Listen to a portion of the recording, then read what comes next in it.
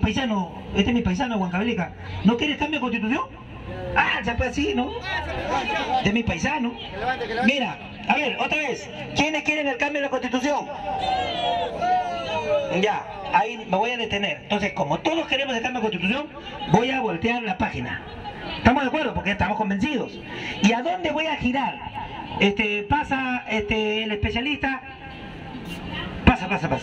Pasa. Mira, ahorita hay un problema. Por favor, doctor.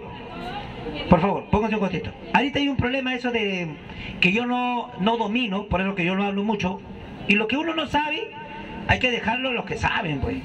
El ASUNEDO. La ASUNEDO viene a ser, le estoy dando la introducción, él nos va a hablar al respecto.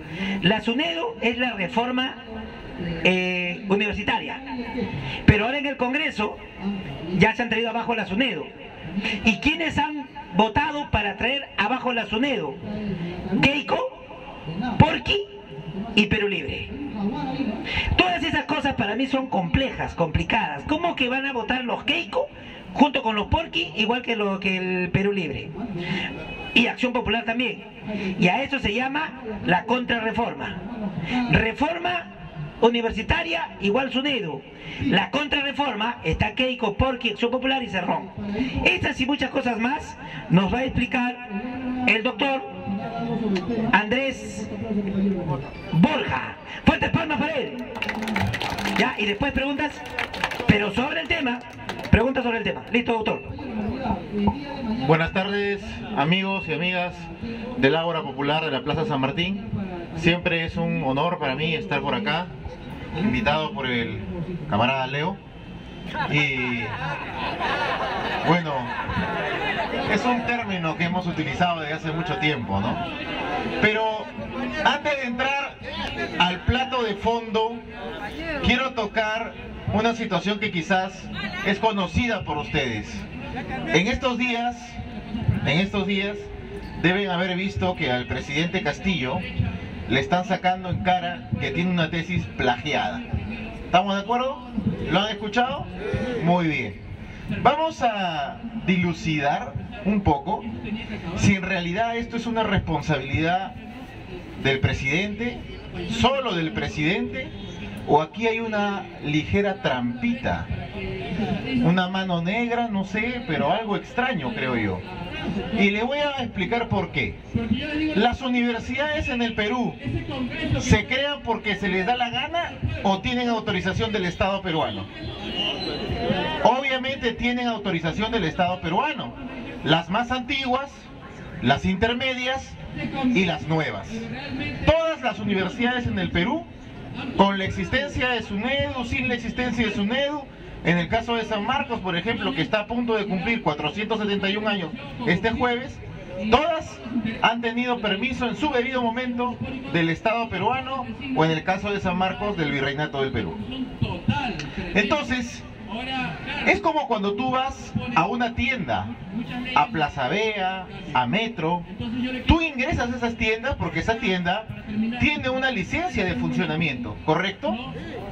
Porque cuando tú ingresas a esa tienda, sabes que los precios están medianamente fiscalizados, que las verduras están medianamente fiscalizadas también. Y tú compras por buena fe, porque tú esperas que lo que te venden realmente sea lo que están presumiendo que venden. Entonces, el año 2010 aproximadamente, el señor en ese momento docente, Pedro Castillo Terrones, accedió a un posgrado en la Universidad César Vallejo. La Universidad César Vallejo autorizada por el Estado peruano. Terminó sus 2 años de estudio y le tocaba a él presentar su tesis para el grado académico de magíster. Ahora bien, ¿él es el dueño de la Vallejo? No. ¿Él era profesor de la Vallejo? No. ¿Accionista de la Vallejo? No. En realidad, si nos remontamos al año 2012, ¿qué cosa era Pedro Castillo Terrones en el Perú? Un NN. Alguien, disculpe la expresión, señor presidente, insignificante para la política peruana. No tenía ningún poder fáctico por el cual obligar a alguien a que le haga un favorcito. No había manera. Y era un estudiante más, común y silvestre, un tipo de una región de Cajamarca, una provincia pobre, con unos ingresos paupérrimos. Entonces no hay forma que se pueda insinuar que el presidente Castillo, en ese momento el señor Castillo, tuviera algún tipo de poder sobre esta institución. Eso como número uno. Como número dos, si sus hijos van a la universidad y son evaluados por los profesores y los profesores lo aprueban, la responsabilidad de aprobarlos, ¿de quién es? Del cuerpo docente. Del cuerpo docente. El alumno tiene responsabilidad de estudiar, pero quien controla esa calificación es el docente y los funcionarios de la universidad. El señor Castillo, cuando presenta su tesis, ya había hecho este proyecto durante 2 años. 2 años. Y en esos 2 años, los innumerables profesores que tuvo, lo tuvieron que evaluar. Es probable que el señor Castillo, como alumno, haya cometido errores. Por supuesto, ¿qué alumno es perfecto? Ninguno. Pero ¿quién tiene que corregirlo? Los profesores. Entonces, luego que se demora el señor 2 años en hacer su proyecto, lo pone a discusión de un jurado de gente que tiene grados académicos superlativos. La pregunta es, esta gente sabia, docta, con experiencia, con una hoja de vida importante, ¿pasó esa tesis? Sí, la pasó. ¿La responsabilidad del control de la calidad de esa tesis no era caso de ese jurado? Por supuesto que era de ese jurado. Luego, cuando el señor va a sustentar, porque eso es un acto público, se para frente al jurado, oraliza la tesis y el jurado lo escucha en tiempo real. Y luego de escucharlo, lo califica. Hay una serie de procedimientos que el alumno Castillo Terrones y su señora han tenido que seguir para poder tener el grado de maestro. Y luego de ello, inclusive, ese grado pasa al consejo de facultad, a la escuela de posgrado, al consejo universitario y finalmente es firmado por el rector y las autoridades de la universidad. ¿Ustedes creen realmente que un alumno que pasa por todo ese filtro es un alumno que realmente ha querido o tiene la intención de engañar, de trafear? O sea, hay que tener 2 dedos de frente para creer, en todo caso, que este señor Castillo Terrones en esa época haya tenido la intención de trafear. Lo que probablemente sí ha sucedido es que, como todo alumno, cierto, ha cometido errores. Errores probablemente con un nivel de gravedad importante, pero que debieron ser corregidos en su momento por los docentes, autoridades, funcionarios de esa universidad. Entonces, ¿qué es lo que han hecho los periodistas? Han exhibido esa tesis y simplemente se concentran en atacar a la pita más débil del año 2012, no de ahora, porque evidentemente Castillo ahora es presidente, pero no estamos analizando al Castillo presidente, estamos analizando al Castillo alumno. Y el año 2012 el Castillo alumno era la pita más débil de la relación entre la universidad y el alumno. Y pensaba en la elección.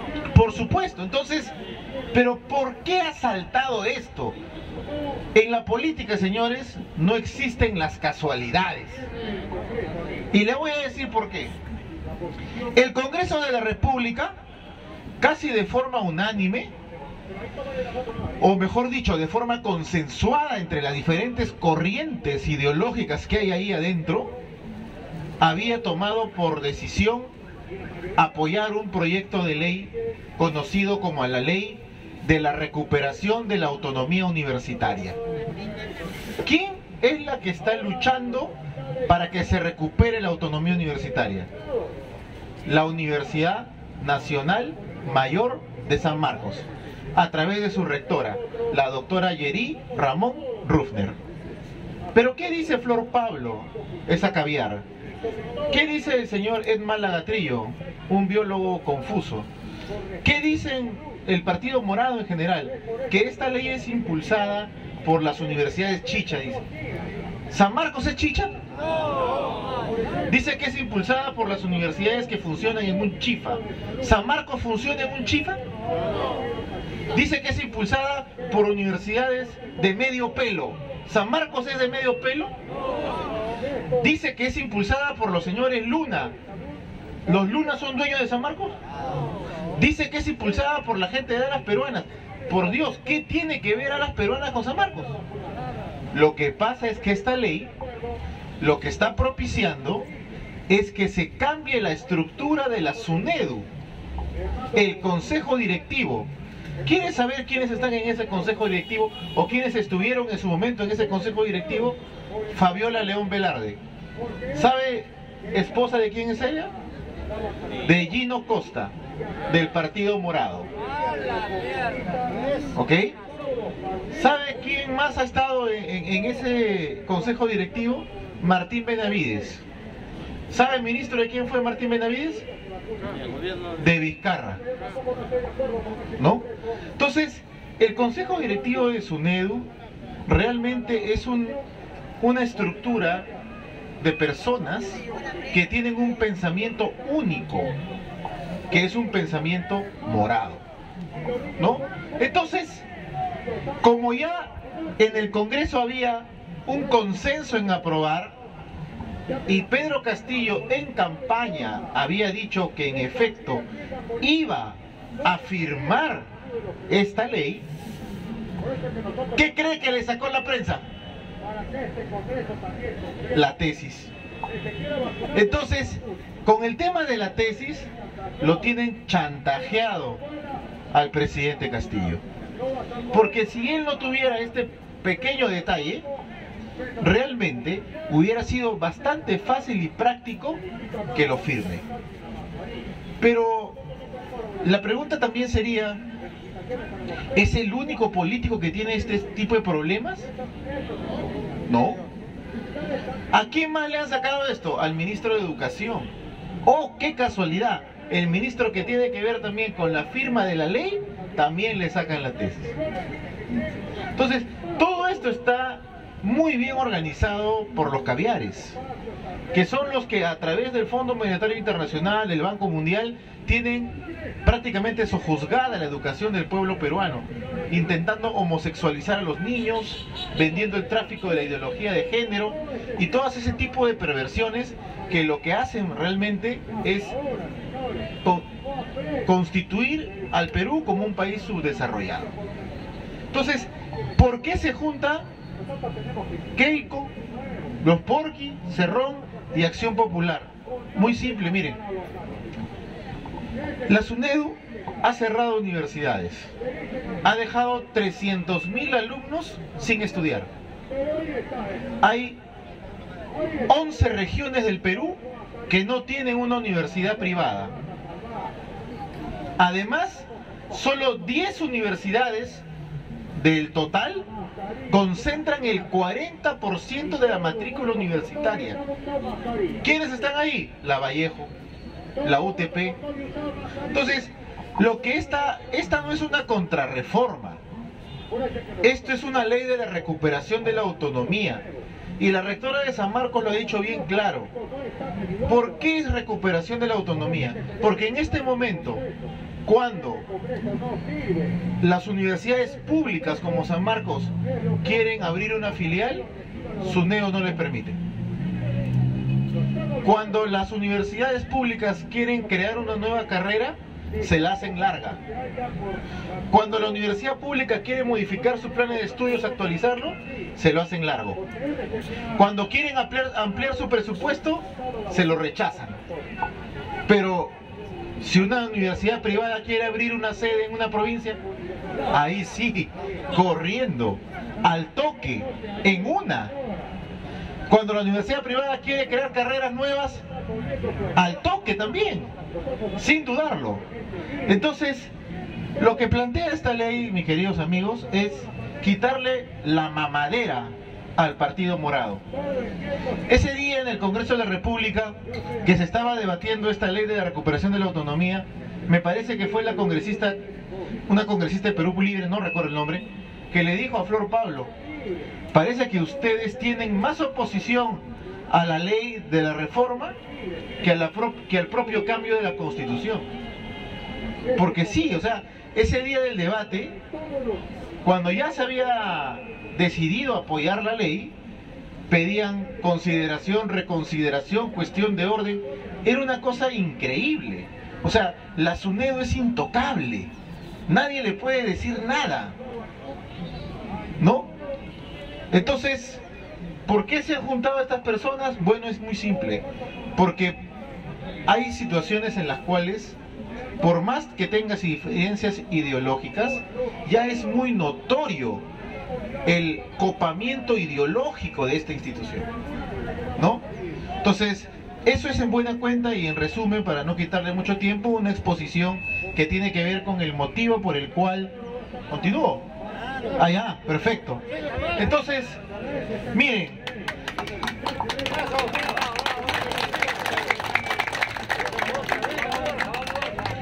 ¿qué es lo que nos queda a nosotros?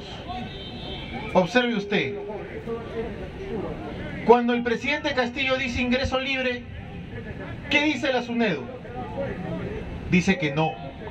¿Qué dice el MINEDU? Dice que no. ¿Qué pasaría si las universidades públicas pudieran dar ingreso libre? ¿Qué pasaría con las privadas? Ya no existirían. Ya no existirían. ¿Por qué no quieren que la Universidad de San Marcos abra filiales en provincias? ¿Qué pasaría con las universidades privadas? Ya no existirían. Entonces, ¿qué es lo que pasa? Que mientras San Marcos puede ofertar en una carrera profesional 80 ingresantes, las universidades privadas ofertan 200, 300 ingresantes. Por supuesto, bien pagados, ¿no? Entonces, esas son las injusticias que esta ley que apoya Loporqui, Keiko, Cerrón y Acción Popular busca cambiar. Buscamos cambiar esa norma. Miren, las universidades, de acuerdo a sus estatutos, tienen una autonomía universitaria, pero esa autonomía no se está respetando. Le voy a dar un ejemplo muy práctico. Cuando la Universidad Nacional Mayor de San Marcos quiere cambiar el plan de estudios de una carrera, se lo tiene que consultar a SUNEDU. ¿Eso es autonomía? Cuando la Universidad de San Marcos quiere ofertar una nueva carrera, tiene que consultar a SUNEDU. ¿Eso es autonomía? No. Cuando la Universidad de San Marcos quiere construir un baño, tiene que consultarlo al Ministerio de Economía y el Ministerio de Educación. ¿Eso es autonomía? No. Entonces, nosotros estamos en la universidad peruana prácticamente secuestrados por una conciencia ideológica morada. Ahora, este tema ellos dicen, no, pero que se escojan a los miembros del Consejo Directivo de SUNEDU han sido escogidos por concurso público, dice. Los miembros de SUNEDU todos han concursado por orden de mérito. ¿Ustedes alguna vez han visto el concurso? ¿Ustedes saben cuáles han sido los otros postulantes? ¿Lo han pasado aunque sea por YouTube? ¿Ustedes recuerdan que lo mismo sucedía con el Consejo Nacional de Magistratura? ¿Se acuerdan que los elegían ahí tras bambalinas, encerrados, y nadie veía cómo los calificaba? Y en esa época los caviares saltaron y dijeron, no, eso no es un concurso público, no hay videos, no hay actas, no se ve nada, nadie lo supervisa. Lo mismo sucede con SUNEDU. Pero ahora, como ellos dominan esa institución, se quedan calladitos. ¿Usted sabe quiénes eran los que nombraban al Consejo Directivo de SUNEDU? ¿Tienen idea? Bueno, les comento. Francisco Sagasti. Francisco Sagasti fue miembro del jurado que escogió a los miembros del Consejo Directivo de SUNEDU. En un concurso, dice. O sea, Francisco Sagasti a lo largo del tiempo escogía a los que eran miembros del Consejo Directivo de SUNEDU. Miren, ¿eh? ¿Y a quién escogía? Por ejemplo, Martín Benavides, que luego era ministro de Educación de Vizcarra, ¿no? Luego, Fabiola León Velarde fue escogida para ser miembro del Consejo Directivo de SUNEDU. ¿Saben quién la escogió? ¿Tienen idea de quién la escogió? Bueno, la escogió el ex ministro, el ex premier, el que fue el premier de PPK, ¿no? El premier de PPK, el que trabajó en Bacus, un peladito, no me acuerdo su nombre ahorita, Fernando Zavala. Él lo escogió a Fabiola León Velarde. Miren, ustedes saben que el señor Fernando Zavala es funcionario y participa como funcionario del grupo Intercorp, y que Fabiola León Velarde tiene a su cuñado que es funcionario del Intercorp. Entonces, entre ellos nomás se escogían, entre ellos se escogían, y eso es lo que nosotros queremos frenar, cambiar y hacer que esto sea una elección democrática. Cuando ellos dicen que vamos a regresar a la ANR, están completamente equivocados, porque la ANR era un club de amigos, de rectores, y la ley de la recuperación de la autonomía no tiene nada que ver con los rectores. Más bien sí se va a escoger a los docentes de a pie, por elección popular, como debe de ser. Entonces, nosotros lo que debemos de hacer es apoyar esta ley de la recuperación de la autonomía, para que se fortalezca la universidad pública. Bueno, ahí sí hago un paréntesis para que hagan las preguntas, ¿no? Ya, creo que ha sido muy resumido su exposición, porque tranquilamente tú puedes tomar más tiempo, ¿no?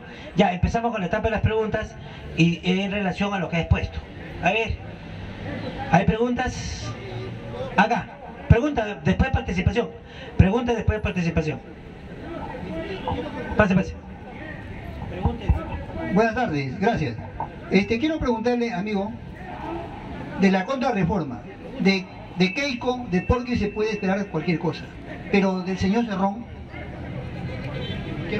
quiero que me expliquen. Lo que pasa es que, miren, vamos a hacer, la pregunta sería en todo caso, ¿por qué Cerrón está aliado con ellos? ¿No? Ya, ¿por qué Cerrón está aliado con ellos? Es una pregunta bien interesante. Yo alguna vez me dijeron hoy lo mismo, ¿no? Que ¿por qué se han juntado el agua y el aceite, ¿no? Bueno, sí, es cierto, es un poco paradójico. Bueno, vamos a hablar pruebas, si es cierto, pruebas. ¿Qué prueba hay que Cerrón se haya juntado con Keiko? No, sí, la votación del Congreso ha sido obvio. Sí está. No, sí, pero le voy a explicar por qué.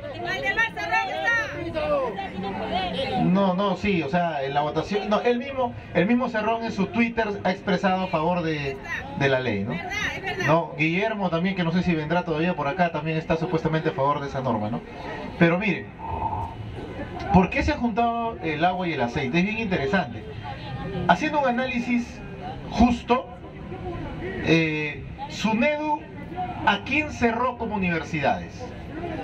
A las peruanas, a la Garcilaso y a la Telesub. Cuando uno le dice al pueblo que...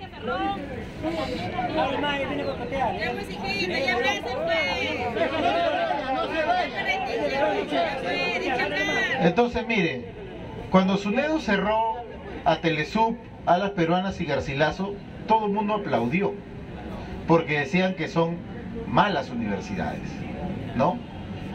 Y evidentemente, ¿no? Había un cuestionamiento no solamente a la calidad de estas universidades, también había un cuestionamiento a los dueños de estas universidades.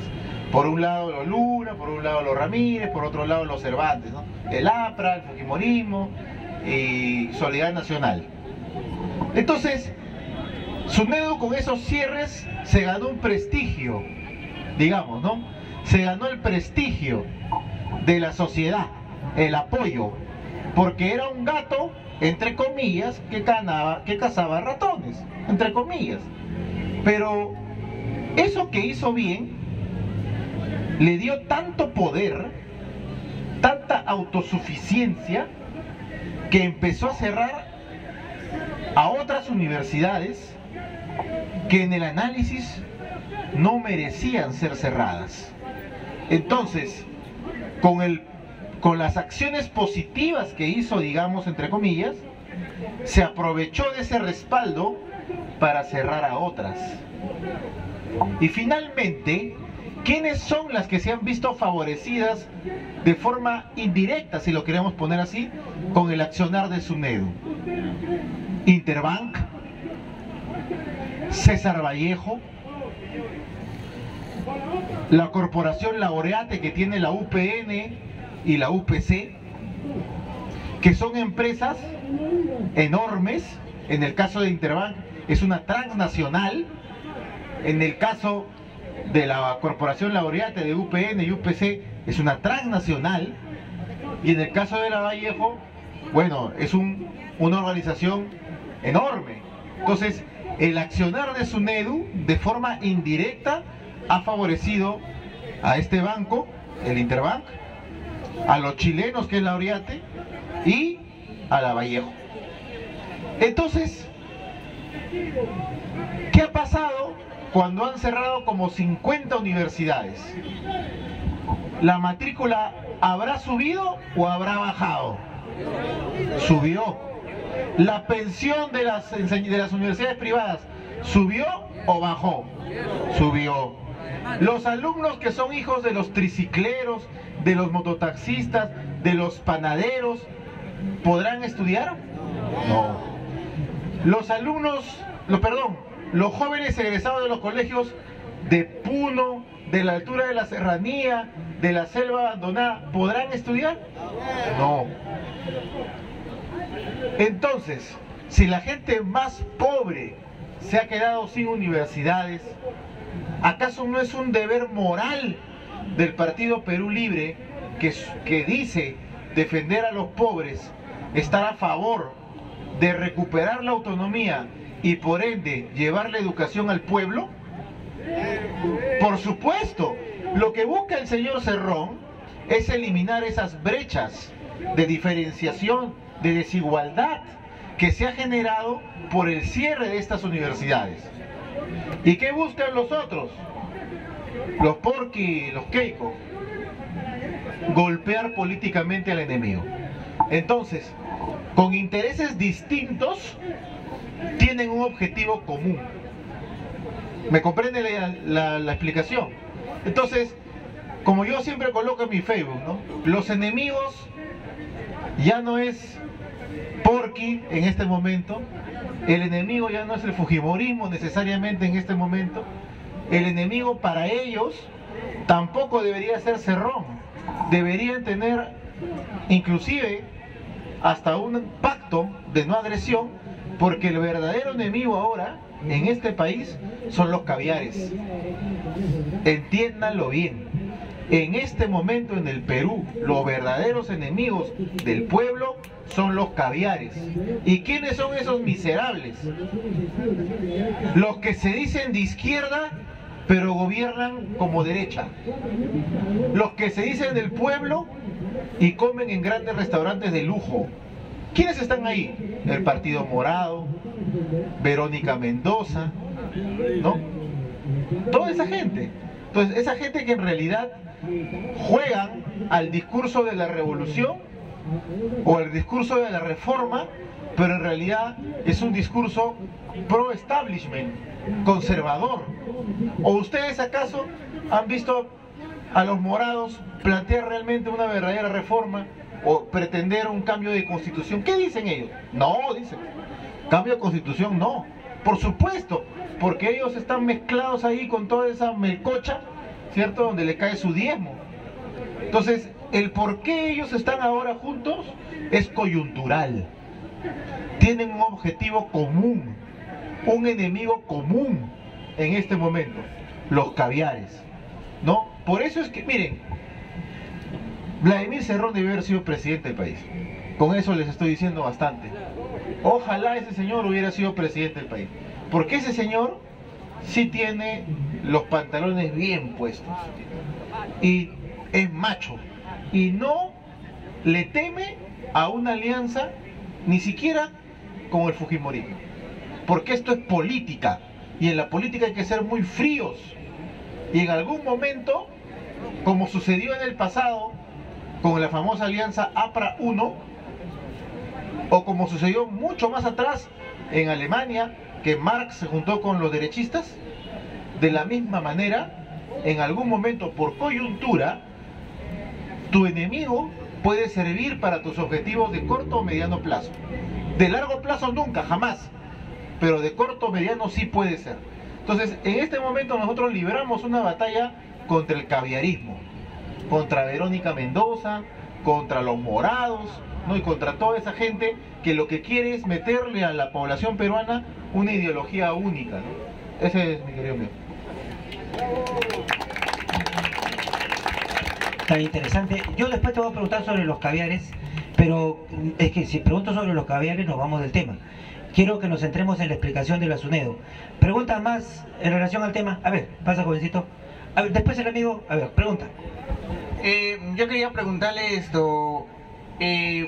Si muchos hablan de Pedro Castillo, de que, o sea, el Congreso, o sea, no le acepta sus proyectos.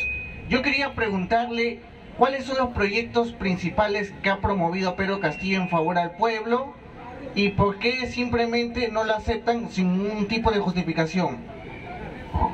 Bueno, qué buena pregunta.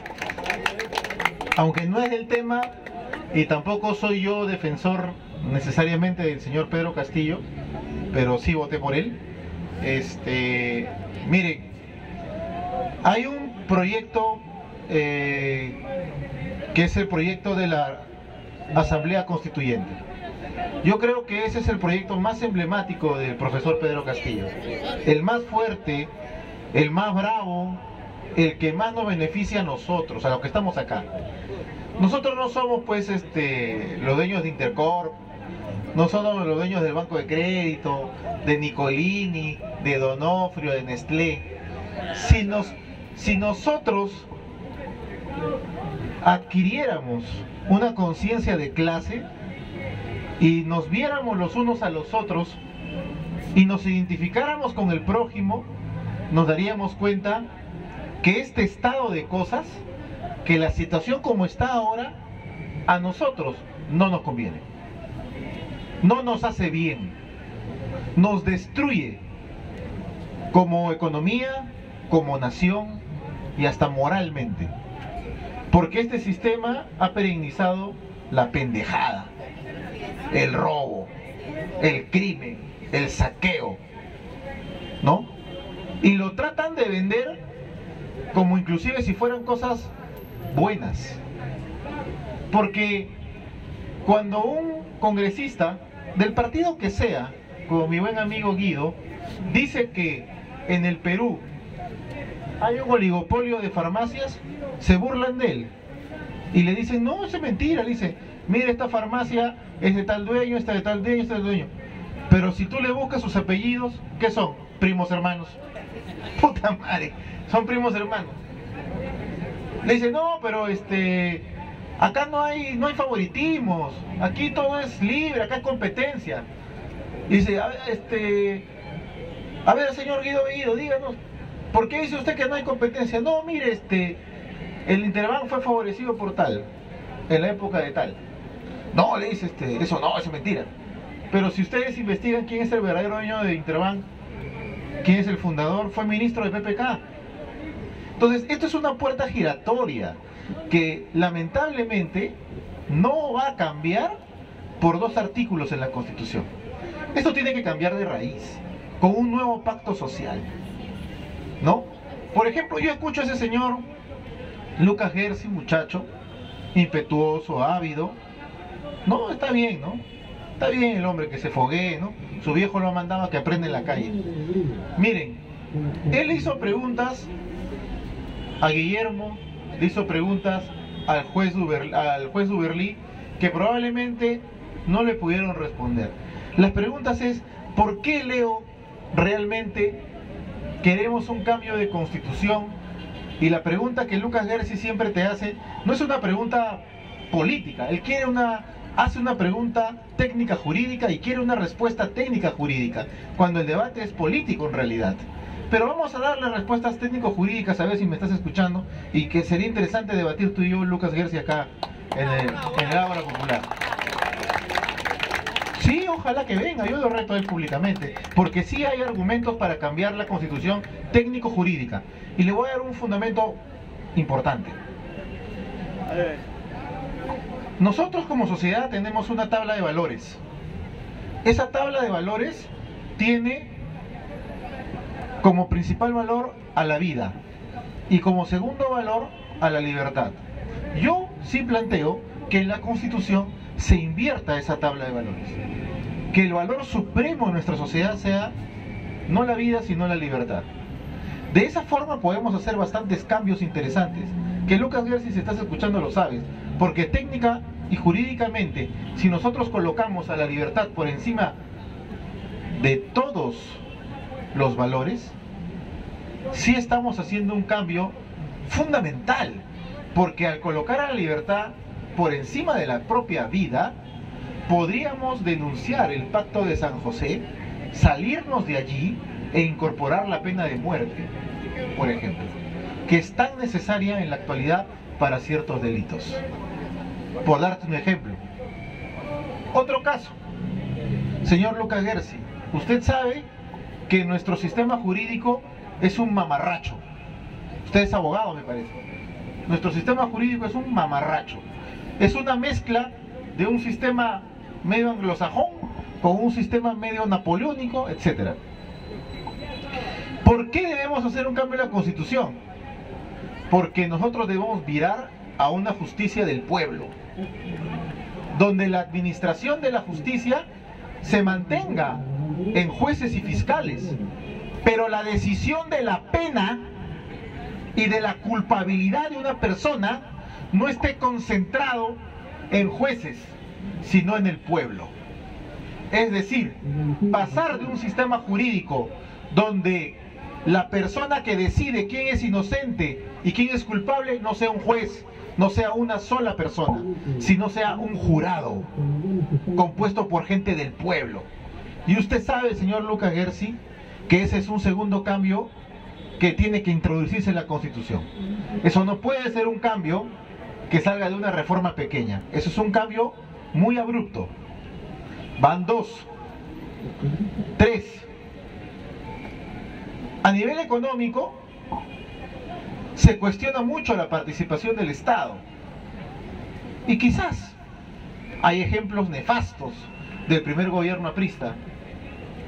Pero lo que sí necesitamos es que el Estado intervenga para compensar la inequidad frente a algunas empresas del pueblo, en el pueblo peruano. Por ejemplo, nosotros tenemos líneas aéreas, LAN, Sky, etcétera, pero que no cubren toda la demanda. Para eso, el Perú debería de tener una línea de bandera, no para que haga vuelos y compita con las aerolíneas que ya han copado un mercado, sino para que de forma suplementaria haga vuelos de zonas que no le son rentables para estas aerolíneas. Entonces la participación del Estado en el capítulo económico es fundamental. Entonces estamos hablando de 3 reformas que no son reformas aisladas, que se necesitan que sean articuladas. Por ende, señor Lucas Gersi, no se puede ir a generar comisiones pequeñas en el actual Congreso y que una legisle sobre el derecho, que otra legisle sobre la economía y que otra legisle sobre no sé, régimen laboral.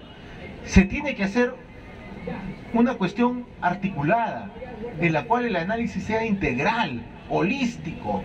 Una constituyente no es similar a este Congreso. Este Congreso jurídicamente es un poder constituido, pero no es un poder constituyente.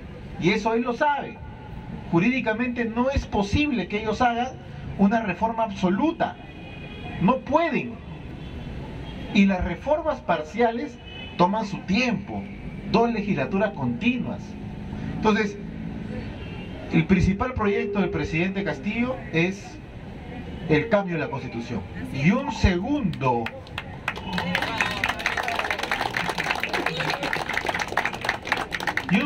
punto que no ha sido valorado y que lamentablemente sus ministros de Agricultura creo que no tienen ese bagaje necesario para profundizar ese proyecto, es el proyecto de la segunda reforma agraria.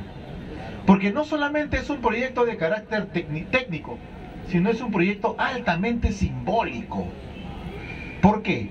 Porque el Perú, desde la época de Alejandro Toledo, sus chacras han sido lotizadas y vendidas a empresas que te compran pues hectáreas de hectáreas, ¿no? Y en esas hectáreas de hectáreas que tienen el riego apropiado que el propio Estado peruano le da a través de Chavimochi, Gallito Ciego, Majes, Tinajones, etcétera, el agricultor, el campesino, el del consumo directo, no tiene acceso a eso y necesita apoyo. Ese es un segundo proyecto importante, el proyecto de la segunda reforma agraria, que me parece vital, ¿no? O sea, yo creo que esos 2 proyectos, si los logra sacar adelante, estaríamos hablando de 5 años bien aprovechados, ¿no? Eso es todo, muchas gracias. 2 preguntas más. Antes de mi paisano, había un amigo que estaba acá. Se fue. Ya, a ver, pasa Le digo paisano en esa confianza, pues soy de Huancavelica, por si acaso, no es despectivo. Está mi hermano. A ver, pregunta sobre el tema. Muy buenas tardes, amigos, y el día de hoy les voy a hablar sobre el tema de segunda reforma agraria. Y yo quisiera preguntar, ¿por qué no hay acuerdo? ¿Por qué el Estado le da Yo soy campesino, yo soy distrito de Limatamo, provincia de Anta, departamento Cusco, ¿y por qué nuestros terrenos están dando, el Estado mismo está autorizando para que trabajen chilenos, después están trabajando ecuatorianos, ¿sabes dónde? Atrás de Machu Picchu. Eso yo quisiera decirte, señores, ¿por qué están de ese lado? Hay violencia, ¿por qué no hay acuerdo para nosotros?